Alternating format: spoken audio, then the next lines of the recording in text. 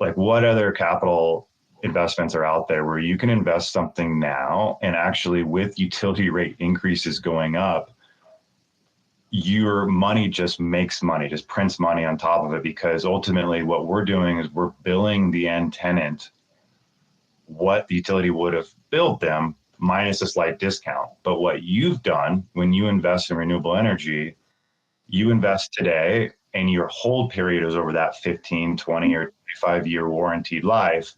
You create a levelized cost to produce power, and that's your levelized cost. So you're producing power at 7 or 8 cents, and in California, we're billing that up to 33 cents right now. Well, in a few years, that's going to be 40 cents and then 45 cents. And so it's just the delta that you make this investment today and you have a long warranted lifespan.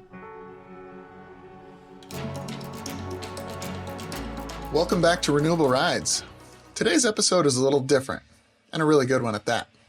We're sharing the audio from a recent commercial real estate webinar we hosted called Commercial Models for On-Site Energy in Commercial Real Estate. And instead of a high-level overview, this is a tactical conversation with operators actively deploying solar and storage across their portfolios in ways that go well beyond the traditional solar roof lease.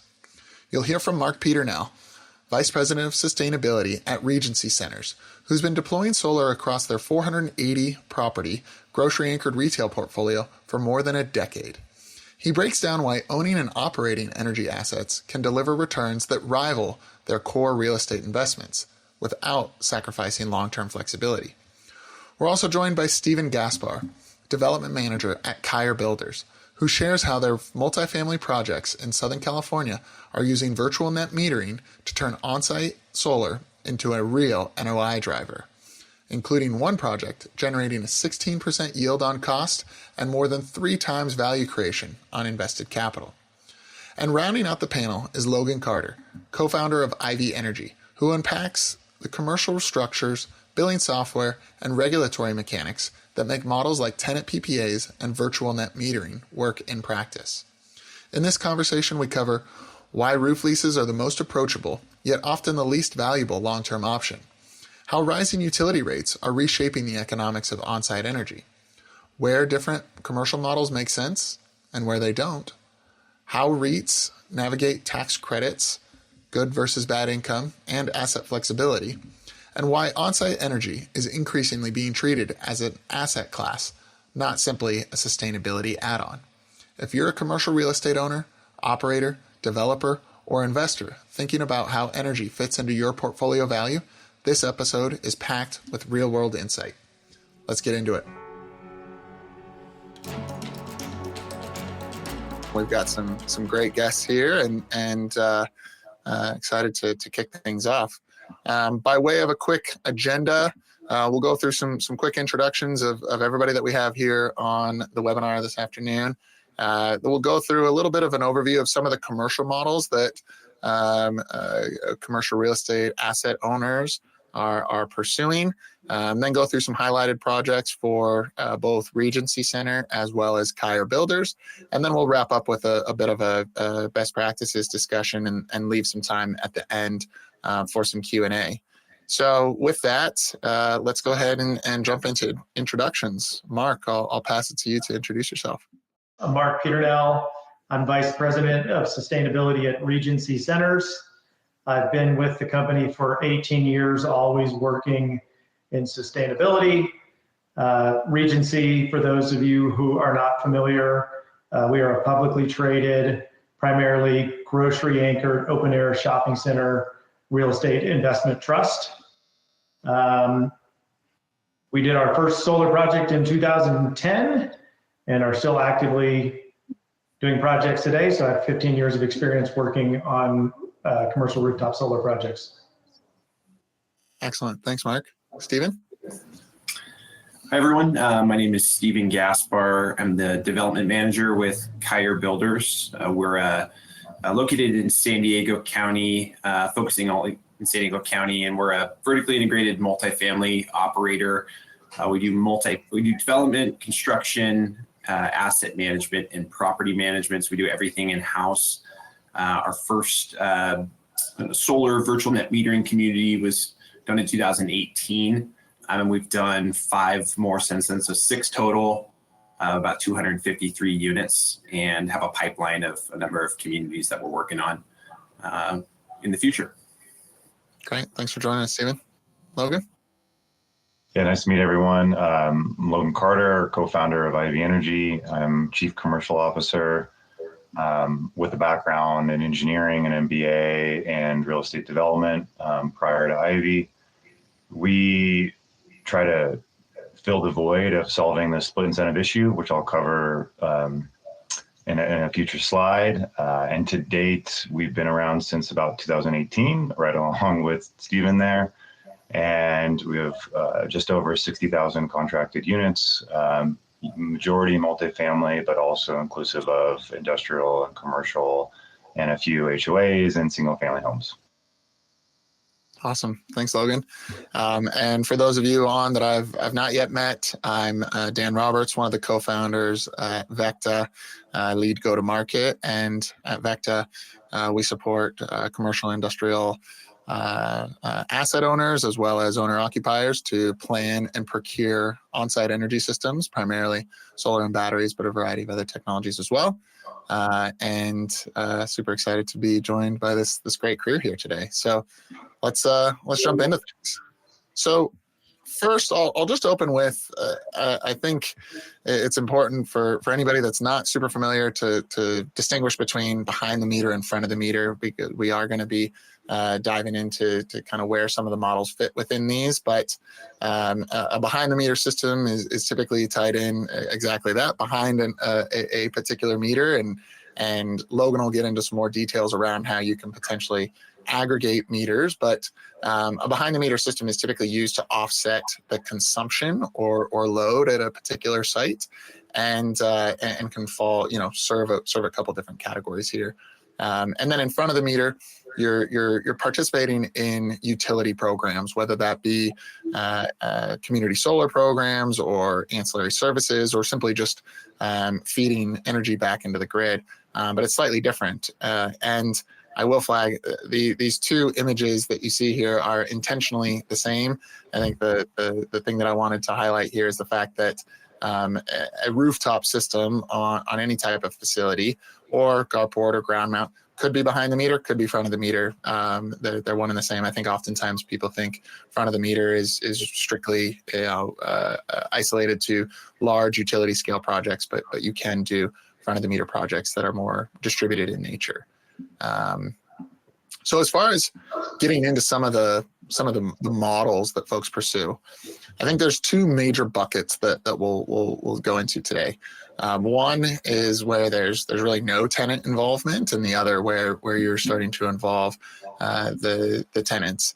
So as far as on the no tenant involvement side, you can either do this for self-consumption. So if I think about an organization like Regency and Mark, Regency has, call it a dozen or 20 tenants at a particular property. They have also their own lighting needs and some other common area loads. So you could build a solar array to tie into the common area load meter, offset some of those costs, reduce some of the carbon footprint associated with it, and have some of the benefits. But it's oftentimes a small, very small single-digit fraction of the overall consumption of the property. But it is a way that you can deploy a system and not have to involve any of the tenants.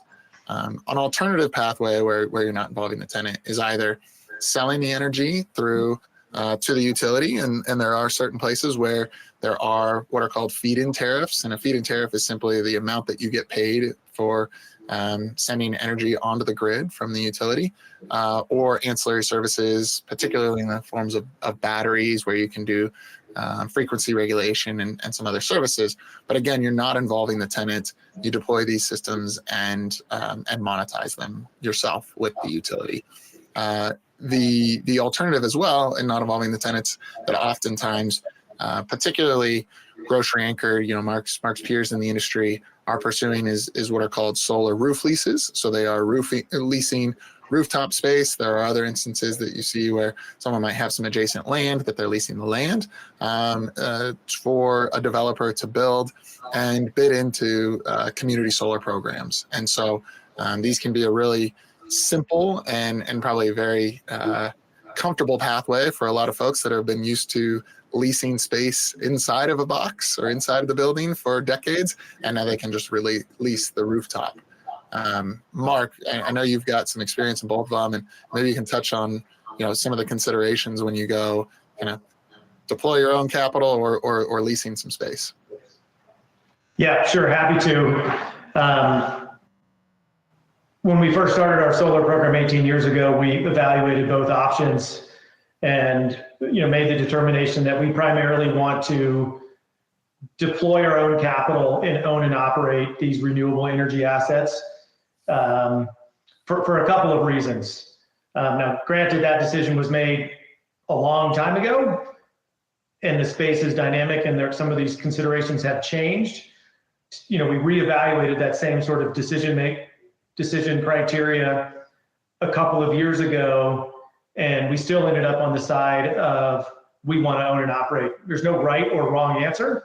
I think it's a company-specific decision. For Regency, one of the main reasons we decided to own and operate is the projects provide a good return on our investment. Oftentimes, or almost always, better than or equal to the same returns we would get from a real estate development project. So it's a good way for us to deploy our capital. And the second reason is traditionally solar roof leases require a long term. 10 years ago, it was often 25 years. Today, it's maybe 15 to 20 years, but that's still a really long time to have a relatively insignificant, from an NOI standpoint, tenant on a roof that encumbers the flexibility of how we can manage that asset over a long period of time.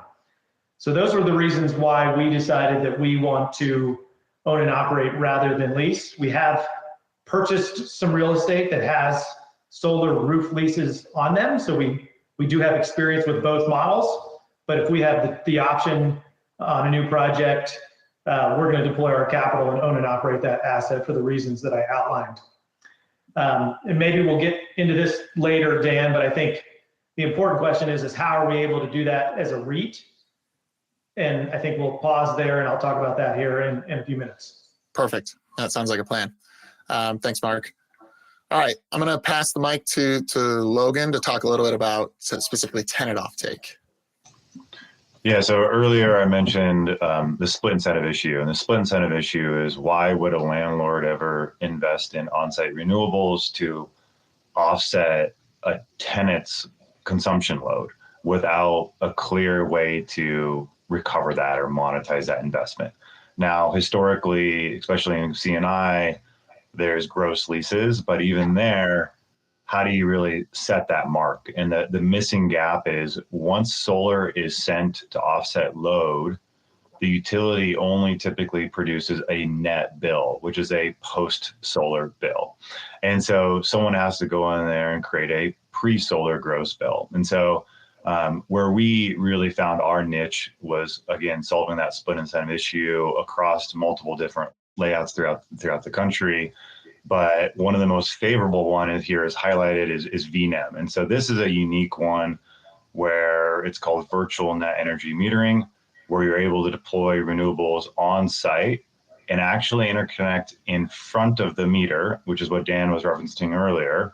But you're able to then send those credits to any benefiting meter on your parcel or adjoining parcel under the same ownership. So it's kind of like an on-site community solar / mini microgrid, because they value the on-site production. If consumed at that exact timestamp, you value it as if it's behind the meter. So it's kind of a blend of best of both worlds. So that's really where we focused our industry. It's not the only industry we work on, because we have quite a few clients across the country where we even do individual behind the meter systems, even at a multifamily level, where we have 200 units of multifamily and we have 200 solar systems. It's a lot more CapEx deployment to that level, but the benefits really, they come to fruition in the long run of these, because ultimately you're producing power on site cheaper than what the utility can provide. And so that's that kind of transactional aspect. And Stephen will have some really good case studies here a little bit later. Now, one thing that's always the question mark is tenant engagement. What? How do we do that? How do we get our tenants to buy in here? And so one way that we approach the system, and actually we were helped by the state of California through a Cal Seed fund to make our platform very tenant friendly and really educational of what you consume from the grid, what you're consuming from solar, when there's live solar, when there's solar credits, how it's being allocated back to your bill, a very transparent platform to all tenants across. And we've actually had really good feedback over the last 7 years of this platform and actual tenant influence. So influencing to them to consume on-site solar. And what we do is we give the tenant a pass-through savings discount. So we never bill them what the utility would bill. We always lower it by a fraction, and really that's to the asset owner or the financer's discretion of what percent they're going to pass through to a tenant. But that's how we get the tenant engagement. I've also seen really good use cases in the C&I industry of engaging with tenants and actually locking in longer leases with them, because you're able to share a bit of the upside and levelize their operating expense. So it makes them more comfortable to stay there at that suite. And so vacancy has decreased in that level, which is really the goal of managing an asset. The other thing that this item number 2 on the right here, when you invest in renewable energy, and I know both Stephen and Mark have used their own capital, what other capital investments are out there where you can invest something now and actually with utility rate increases going up, your money just makes money, just prints money on top of it, because ultimately what we're doing is we're billing the end tenant what the utility would have billed them minus a slight discount. But what you've done when you invest in renewable energy, you invest today and your hold period is over that 15, 20 or 25-year warranted life. You create a levelized cost to produce power, and that's your levelized cost. So you're producing power at 7 or 8 cents, and in California, we're billing that up to 33 cents right now. Well, in a few years, that's going to be 40 cents and then 45 cents. And so it's just a delta that you make this investment today, and you have a long warranted lifespan. And again, I believe Stephen has a real life case study here in a few slides. Yeah, I think that's a great point. I also appreciate, Logan, I didn't realize that you had worked on projects of several hundred individually connected systems. So those are truly behind the meter systems. And I think I've heard many folks, even not in the multifamily, but in the retail space where there's maybe, like I said, a dozen or 20 meters that are like, yeah, that's a no, that seems way too complicated. We'd never do that. But it can absolutely be done, especially in places where there is no virtual net metering. Yeah, there's a route of when in places where there's no virtual net energy metering, we either do individual behind the meters, or we have a few clients that understand master metered rules, and you can actually retrofit in some states and convert over to a master meter with sub-metered. Now, the utility rate on the master metered might go down slightly, but the long-term return on that is way better. So it's down to like the financial pro forma on that level. Mm-hmm. No, I think that's great. And as we get into some of these examples, I think that's the important bit. One of the big things that I wanted, why I got in touch with Logan and Mark and Stephen to pull this together as well, is I think too often folks think of the easy route, which is again that rooftop leasing, if you will, which is great. It's a very approachable, but it's probably the least lucrative or least valuable long term, as what exactly Logan described there of rising rates and being able to track with those rising rates. So I'll jump to this next slide, which just starts to show a bit of a heat map where these projects really make sense. And we can certainly, if anybody's on the call is coming from multifamily and is interested, Logan can talk to you about where virtual net metering makes sense, and we can talk about where community solar makes sense and roof leases. But generally, the number one driver of the business case of these on-site distributed systems is dictated by the utility rates, And then, in certain markets, there's some extremely favorable state or utility-based incentives. Illinois being one that's super top of mind there, where you can get these really attractive projects. But this is a bit of a heat map of, the darkest green being some of the best locations, working towards, orange being some challenging locations. And I look at this map and I still get encouraged because there are companies out there that want to deploy systems in certain locations. We've got a client right now that's at the final stages of procurement of projects in both Ohio and Oregon, which, according to this heat map, are some of the worst places. But there's a variety of other motivations that are. Yeah, I'm in Oregon, and our rates are just skyrocketing right now. So their trajectory, their trajectory of going up over the next few years is high. So yeah, no, it's a good call. And that's, I think, an important bit is looking into the future and understanding how these rates are changing over time.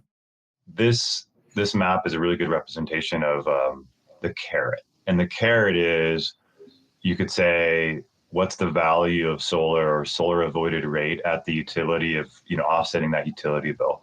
The other thing to analyze are the sticks. And the sticks are going to be, if you're a REIT, scope 3 emissions mandates, there's going to be certain local incentives like Local Law 97 in New York or Energize Denver in Colorado. And then there's going to be Title 24 in California from new build. And then there's now rolling out BPS measures. So those are all the stick. So you got to analyze the carrot and the stick. And ultimately, when we put together a pro forma, we try to package those together. And they really improve the returns and the metrics there. And just to clarify that, Logan, when you say the sticks, these are either already starting to get issued fines for not meeting these standards or soon to be issued fines. And so, the avoidance of fines plays into the economics of these projects. Correct. Yeah. Yeah. Excellent. Well, let's jump into some examples here. So first, I'll and Mark, I think I've got this number wrong. I should have clarified with you ahead of time and updated it. But you got more than 14 years under your belt, not just there at Regency, but doing these projects. So maybe you can share with our listeners some examples of some projects that you've done over the years and the difference in commercial models and how you navigated those within your organization. Yeah, so like I said, we did our first project in 2010, so about 15 years of experience deploying solar. And it's taken time, even though our first project was successful, to sort of continue to build trust and support internally from our company leadership. But today we have solar on the end of the year 2024, we reported 30 assets. We're building 9 new projects. Today, a couple of those are just recently energized or completed. And then we have a pipeline of about another dozen projects. So by the end of 2027, we'll have solar on approximately 50 of our 480 projects. And if you think about the last slide in the map, which dictates that we can't do solar everywhere, I think that's a very successful track record. To put that into perspective from an energy generation standpoint, and I'll get to this detail, but not all of those systems are connected with our load. We have all different models. So some of them are set Regency load, so common area lighting. Some of them are power purchase agreements with our tenants. So also a model that Dan talked about. And then some of those are in front of the meter or feed-in tariff type systems or community solar where the energy is actually going off-site and being consumed elsewhere. So we have all of those different models in place, but we analyze our generation and compare it to our overall portfolio consumption. So initially we set a goal that, that 10% of our energy consumption, and let me be clear, that's Regency's direct consumption, not our tenants, would come from on-site renewables. We surpassed that goal a couple of years ago. We set a new goal to get to 25%, and we're expected to actually get to closer to 30% just based on the projects that we're actively working on today. So you take a portfolio of 480 open air shopping centers, you sum up all of the electricity consumption that we control, essentially our scope 2 electricity consumption, and 30% of that, or about 30% of that, will come from renewables, on-site renewables, not RECs, by the end of 2027. So that just kind of puts that the scale in perspective. like I said, we've done 30 projects, and we've done sort of every different model under the sun. We've got some roof leases that we inherited when we acquired properties, but primarily we prefer to own and operate. In terms of the revenue stream and where does that energy go, our initial model was what we call a tenant power purchase program, and we would engage with one or more retailers on that property, typically the larger spaces, because of the additional costs associated with building several smaller systems. And through a process of collaboration, get them to sign a power purchase agreement where they would commit to buy the energy that we generate at a pre-negotiated rate that was discounted to the utility rate. So that's their incentive. And then we've done those with both fixed escalators, which today I regret because of the point the team was just making in terms of utility rate escalation. Those tenants are seeing real meaningful savings on their utility bill as a result of some of these power purchase agreements that were signed 7, 8, 10, 15 years ago. We've also more recently done systems to directly offset our own energy consumption, our common area use. The reason that model doesn't work great in open air shopping centers is that generally speaking, our loads are quite small. It's outdoor lighting. Most of that lighting has already been converted to LED. So those systems tend to be really small to the point where the economics don't make as much sense. But we have some atypical properties. For example, we own a large enclosed mall that has much larger loads, or mixed use property, or properties with parking garages. So in those instances, we will look to just directly offset our own load. And the model that we love the best are the front of the meter systems, right? That's a technical distinction, but typically a front of the meter system equates to a feed-in tariff where that energy is going directly to the utility. We sign a 20-year contract or power purchase agreement with the utility at a predetermined rate. That's what we're doing today in Connecticut and Massachusetts. And we love it because it is less complicated, easier to sign up a utility than it is one of our retailers. And it's also less risk because they're signing a 20-year contract.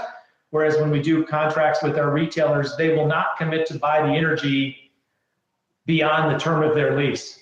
So we're often, looking at 5, 7, 10, 12-year energy contracts when we want this to monetize the benefit of the energy we're producing for as long as we possibly can. Mark, one thing on the side where you're doing a tenant PPA or there's variability in the money that you collect, how do you handle that in a REIT? Because as I've been working with you and your peers, one of the things I've learned is in REITs, there's good income, there's bad income. What is it? How do you handle some of that variability? Yeah, I'll answer the question about good and bad income. The variability, we fortunately, we haven't had any. We've yet to lose a tenant that has an executed power purchase agreement. So we haven't had any vacancy underlying the space or the meter where the solar system is interconnected, because we're strategic with what tenants we do it with, right? We're not doing it with the small shop tenants, the mom and pop tenants, but we're doing it with anchor tenants. We look at the success of that asset, the sales of those tenancies before we make the decision to deploy millions of dollars into that system. We try to weigh the risk that this tenant doesn't extend their lease. And so far, knock on wood, we've had a perfect track record. In terms of the good income or bad income, that one's pretty easy. I'm not a REIT lawyer or a REIT tax accountant, so I can't get too far into the weeds on the topic. But while over 30 assets, the amount of income we're generating from renewables has certainly gone up and become somewhat more meaningful to the company, it still doesn't get us near the bad income thresholds.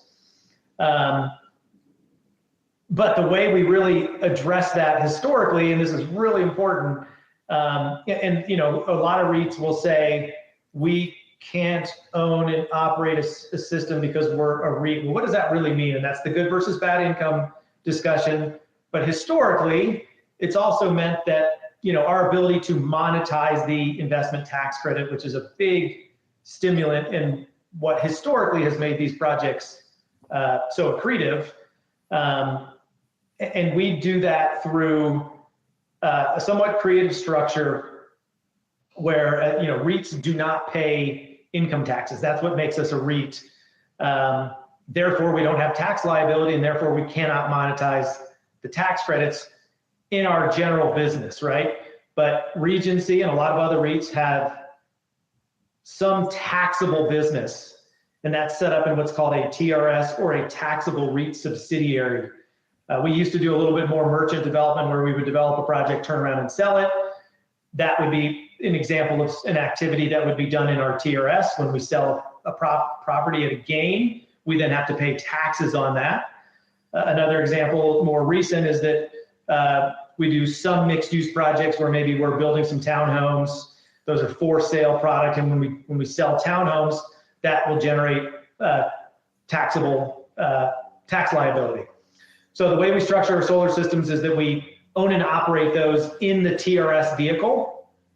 Therefore, we can capture those, utilize the solar tax credits to offset any tax liability that we have in that vehicle.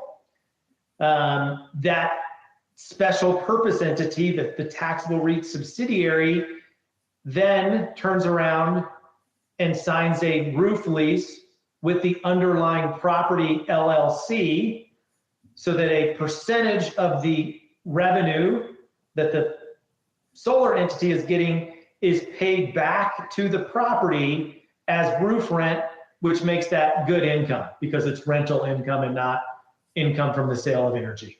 That's my best answer to that question. Nailed it. Not tax advice though. No, appreciate the detail there, Mark. Great. Well, let's shift gears a little bit, and Stephen, maybe you can share a little bit about kind of how you guys have gone about this within Kyer and within the multifamily space. Yeah, well, thanks. I'm just listening to Mark speak in kind of the earlier portion about how they approach solar. There's a lot of similarities. Obviously, we have a different tenant, but our approach from the beginning has been really, we like to own and operate the systems. We do. We have had a number of groups reach out that offer different lease programs, but being that we're doing new construction, the ability to add solar, increase the amount of solar that we're already mandated to provide through Title 24, roll that into the construction loan and realize the value, with the additional revenue that can be achieved it's really a no-brainer for us, and also reducing our common air expenses. So we were first introduced to Logan and the Ivy Energy team in 2018, and prior to that, we did have internal discussions for a number of years of, we were installing these small common area systems on these large rooftops that you can see in this image. We're like, man, it's such a waste of space. We'd love to be able to put more up there, but we wouldn't get any value out of it. And, we kind of would talk about it just in passing, and we're like, oh, someone will figure it out. Well, Ivy Energy and Louis team did. And so when we got introduced to them, it kind of clicked in those conversations that we had prior. And so the first community we worked on was 21 units, and we started conversations about 3 to 4 years before we actually completed the community. But it was very successful. We did about 3 kilowatt per unit there. And the rule of thumb that we started with in some of the early discussions with the Ivy team, and that we've kind of carried forward up until recently, was, targeting to size your system to offset about 100% of your common and 90% of your unit load. And so that worked really well for, for a number of years. And, I think that as the policy environment has changed in California, we're kind of retooling that, and we're looking at adding batteries, and it's always changing, and every agency is going to be different. But ultimately, what we've looked to do is look at our communities, and we do 3 and 4 story wood frame communities between, call it 35 and 50 units an acre for the multifamily people that are here. And what that gives us is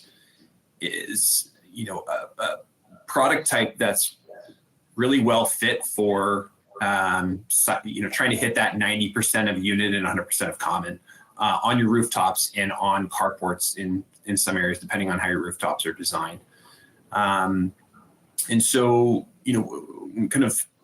we look at that, and you can see that here in this photo, and I can maybe just talk about, how we've, this case study here of how that came through, or an example of that. And so this is a 92 unit community. This is in National City, just south of downtown San Diego. You can see downtown kind of in the skyline there. So it's 2.4 acres, 92 units, so about 38 units an acre. The buildings are 3 stories with some lofts in some areas, so call it 4 stories, but generally speaking, 3 stories. High percentage of 2-bedroom units. And so what that did is that gave us a target system size, or a deployed system size, of about 279 kilowatt, which is just over 3 kilowatt per unit. That project, from a solar standpoint, we did do rooftop solar and carport. It was about $2.65 per watt in CapEx, or about $8,000 a unit in cost for the solar and the carports, and that's unlevered. But on the back end, that all gets rolled into our construction loan. But on the back end, what that was able to achieve is when we reached PTO and the solar was turned on and all the residents were signed up, we were generating about $110 per unit per month in NOI, which you can see there, that $121,000. And so when you take that NOI and you run a yield on cost on our CapEx unlevered, we're at a 16.4 on this project. And multifamily in San Diego County is right around a 5 to 5.25 cap in current market conditions. So to kind of Mark's point earlier about how it's really accretive to to own and operate and control these components of the community. Purely from a financial standpoint, you can see the numbers really tell the story. And when you run a cap rate on that, about just under $2.5 million in value added, which is about $26,000 a unit. So your $26,000 in value creation over your $8,000 in unlevered CapEx cost, that's about a 3.25, 3.28 unlevered multiple, which I think, for any of the multifamily developers here, I mean, we would take that. We joke internally, let's become a utility company. It's much more profitable than building multifamily. But it's great. I think it's something that it's become a big focus for us. I think from our investors, our lenders. It took a project to get them on board, but as these programs are becoming more common, we get less and less questions on them. The residents, the benefits of the residents, what we haven't really talked about is what we do is what the IB system does is it's really measuring the rates that our local utility, SDG&E, would be charging the residents at I think it's 15-minute intervals, Logan, correct me if I'm wrong on that. So what it's doing is it's measuring resident usage in that 15-minute interval, identifying what the rate they would have paid the utility. As our system is generating power, we're generating community credits that are either being used at that moment or they're being stored.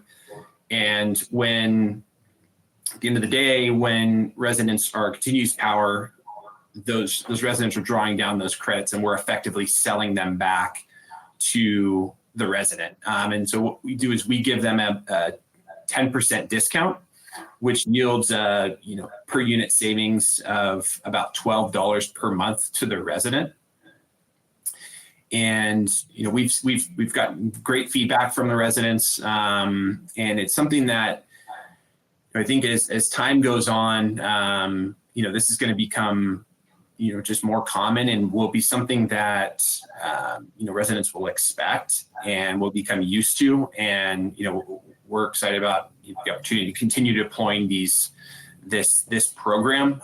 We get a lot of calls from groups who are kind of trying to tiptoe into it. And, I think some of the common questions they get are around tenant perception, investors and lenders. And really, it's the IB team and Dan and the VECKTA team. I think having the right partners that you can bring into those conversations is really critical. And you really can, we've had no challenges working through those. It's just really an education effort, and it's education all around. It's, a developer with the consultant team and investors, lenders, and ultimately with the residents. So I think big takeaway is have the right partners, because it is a little bit of an education, but once you deploy one community, it's a very predictable path. It's something that you'll probably do again. That's a great overview, Stephen. Also, quick reminder: you have become a bit of a utility, at least on the properties that you own. Yeah. So you are playing in it, and I think it just highlights how, back to that heat map that we showed of the country, where there are high rates. You're here in San Diego and Southern California. We do have it. There's a lot of grow like margin or juice there when you see these like 7.4 cents a kilowatt hour versus 33 cents, where you guys are able to recoup a ton of that yourselves, pass some on to the tenants. Mark, I know you guys have been doing some of the similar stuff. So let's jump a little bit into some of the best practices. Maybe that, Stephen, you can continue. Like, how do your leasing teams, are your leasing teams, using this as a selling point because they're bringing down the living expenses as it relates to the utility? And then Mark, similarly, I'd be curious, especially on your tenant PPAs, how your leasing team, does or does not like these approaches. Yeah, from our standpoint, with each prospective resident, we have brochures and information that we provide them and help them understand the value that they will receive in the discounted utility rates by living in the community. Early on, when they're signing their lease, there's addendums that are included, so it's important to educate them on that.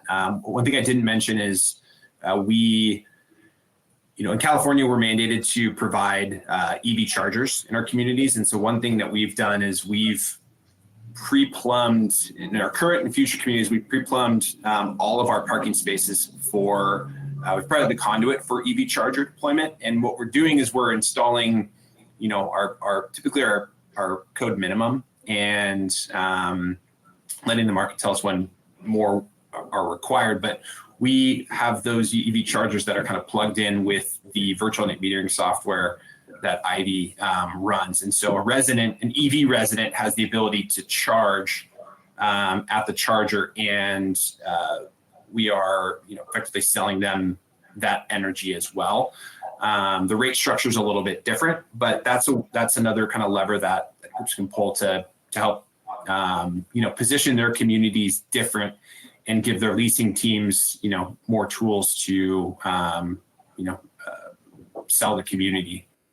Nice. Mark, how do your leasing teams feel about these?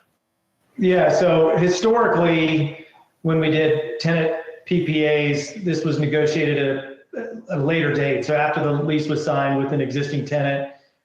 So not a lot of involvement with our leasing team directly. And I think that's just the difference between our model, where we're selling to one or two tenants, and Stephen, who's doing the VNEM and has all his tenants involved, and I assume more turnover with his tenants. We have done some things with our lease form more recently to bake in certain solar provisions. And I think when we initially made those changes, there was some pushback, which is one more thing that they had to negotiate. But since then, it's been great. The team is supportive. They understand the value of having those rights. And really what it comes down to is two things. One is control of the roof, right? We own the building, but some anchor tenants negotiate hard for roof rights. And so we put that into the lease, that we retain the right to put a renewable energy system on the roof.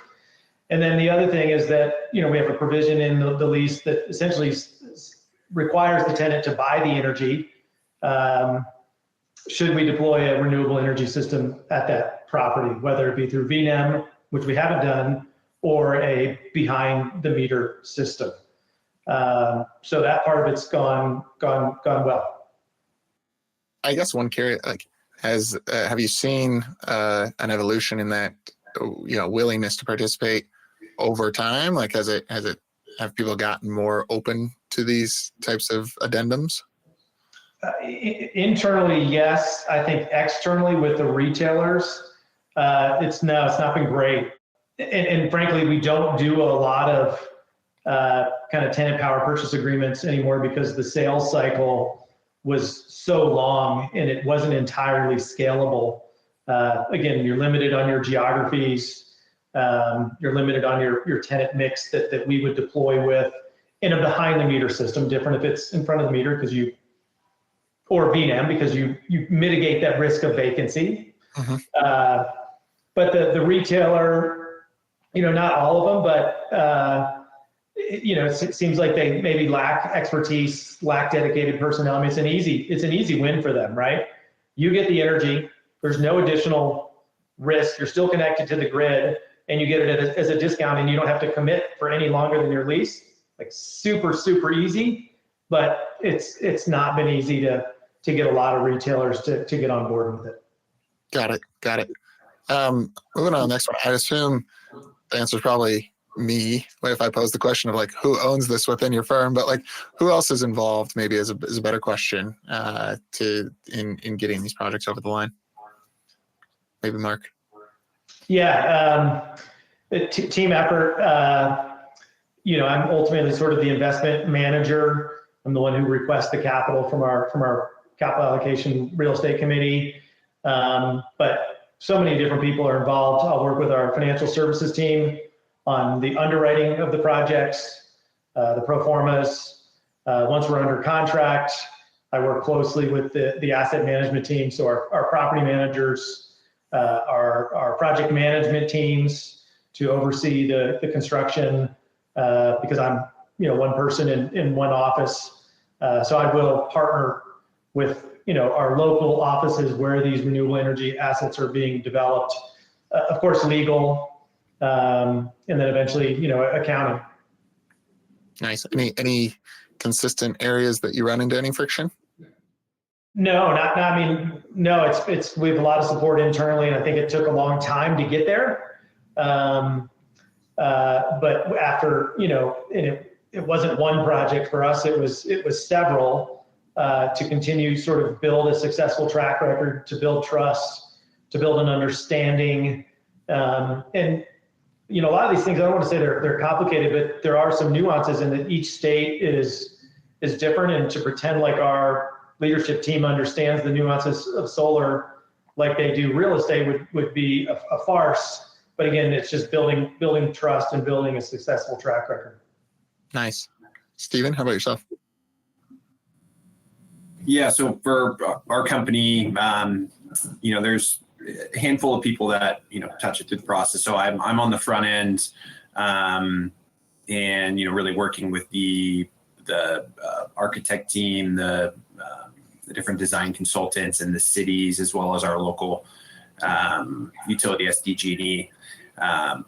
When we're under construction, obviously our site team and our solar contractor and electrical contractor are big stakeholders there, kind of guiding us through the process. And really, the solar contractor is really critical on once you're ready to request PTO, permission to operate from the utility company. And in our area, SDG&E, there's a little bit of a process, and it takes a little time. And so understanding that process and knowing how to navigate it is really critical.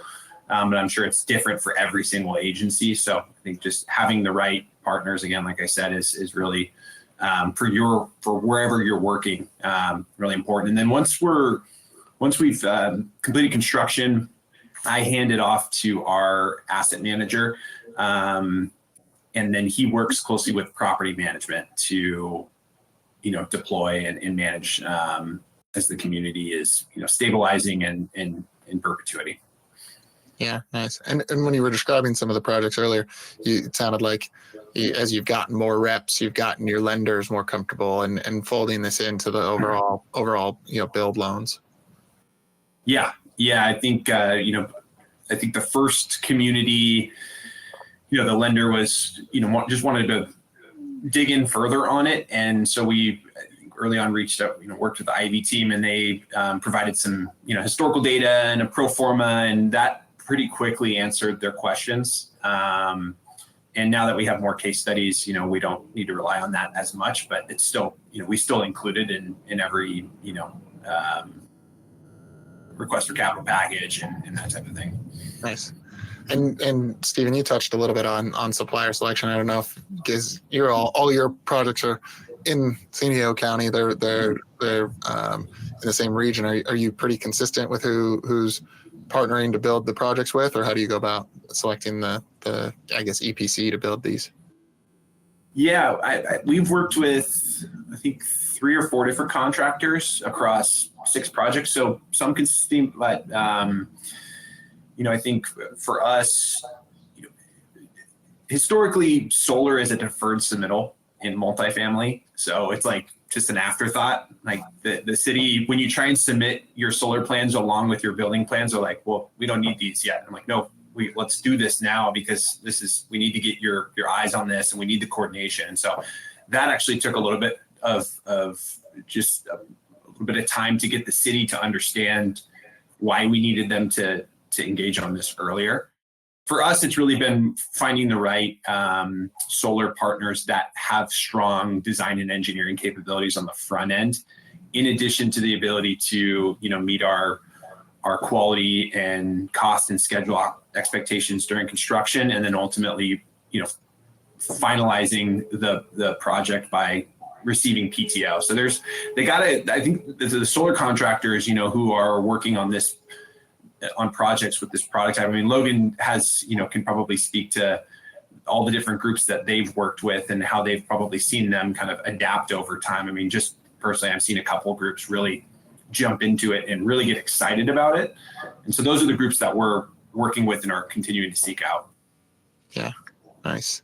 And Mark, I'd imagine it might differ based on location and model, but how are you going about selecting your partners? Well, why don't I focus on what we've done most recently, which we partnered with VECKTA. It's first time working with VECKTA to run a competitive RFP, and this resulted in us finding a new EPC partner who we weren't previously familiar with. I think we got good pricing, and so far a high quality partner to work with. So certainly a plug for Dan and his team.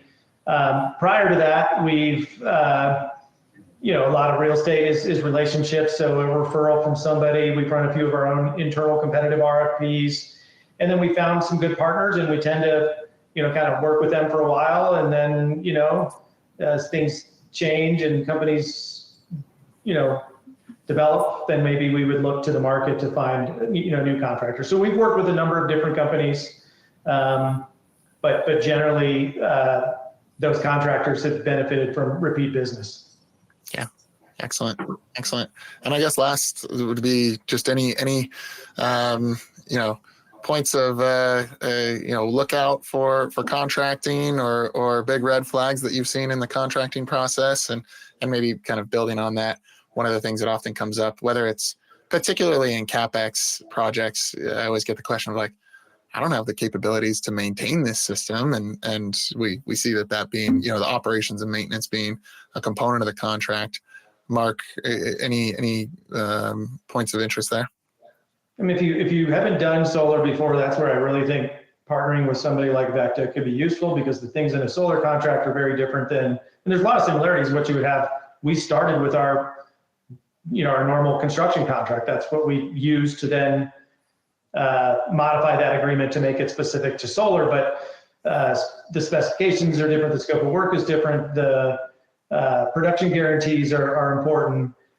So, work with a trusted advisor, whether it's a legal team member, somebody like VECKTA, that has experience, because this was not our expertise when we started. In terms of the O&M piece, I mean, people like to say that, set it and forget it. And a lot of that's pretty true. There's not a lot of moving parts and pieces. But, by and large, our assets have performed well as expected in terms of, total production, downtime are things we look at. But we've had a few systems that have not performed well. So having an O&M partner that's monitoring that system and that can deploy a crew should there be a problem is also important. Yeah. Steven, anything from contracting or ongoing O&M? Yeah, for us, I mean, we're being vertically integrated. We've kind of, as the development manager, I'm naturally closer to our solar contractor than I may be if we were hiring a third-party contractor who was then hiring a solar contractor. And so I think, if you're a, developer that's going to be hiring a third-party contractor on a project like this, really, that early engagement and ensuring that you're aligned on the back end of the project in, ultimately getting PTO, because, the system gets installed, the contract, physically looks like it's complete, but getting you to PTO is critical to realize the value. So I would just, kind of be aware of that and making sure you're aligned. With regard to O&M, I mean, really similar to Mark, I probably don't have much to add there. I think on the VNEM side, one of the things that we've looked at doing or are actively doing is reevaluating our allocation percentages. So when we have a 100-unit community, we're looking early and saying, okay, well, what percentage in our utility, you actually identify what percentage you're allocating to that unit, and so it is fixed until you adjust it. So looking at historical data after you have enough of it to decide, okay, well, these 2 bedrooms, overall are using more power than these 2 bedrooms. So let's shift a little bit over to these units, or the 1 bedrooms or the studios, and so it's kind of just monitoring the actual allocation of your system to those units, because there's so many more units and your leases are turning so much quicker. It's a little bit of a you're always kind of chasing data, but I think it's something that we're looking to do and improve on more in the future. Great. Well, Logan, any thoughts on these items or any thoughts on closing out as far as things that our listeners might find interesting if they want to pursue these projects? Yeah, probably the most interesting thing is that almost no real estate project is the same. It's very difficult to compare one versus another across the country. Even though the map showed state, it's actually on a very specific zip code and utility territory level. Our team has tried to tackle that in a database, but it's very hard to put together a visual. So please feel free to reach out to Dan or myself or any of our team members. We take national clients all the time, and we do a bunch of work for them, from a high level analysis before we really make sense to dive in. Yeah, great point. And I know both of us have done our own respective webinars and educating of the market, but worth noting for this audience, there's the tax credits that both Mark and Steven mentioned during the call are in the process of sunsetting, and there's still plenty of time on these commercial projects to drive the value of these tax credits as we move into 2026 and beyond. But certainly worth noting as far as safe harboring projects between now and the end and middle of next year, early July of next year, and getting the projects to PTO, to Steven's point, by the end of 27. We receive a lot of questions from business leaders around the world wanting to learn more about the energy transition, what is possible and where to start. So to help you stay informed and up to date on best practices, opportunities, risks and success stories, we created an industry newsfeed at VECKTA.com/news with all our podcasts, blogs, and newsletter. Check it out and connect with Dan, myself, and the VECKTA team to learn more. Cheers and have a good one.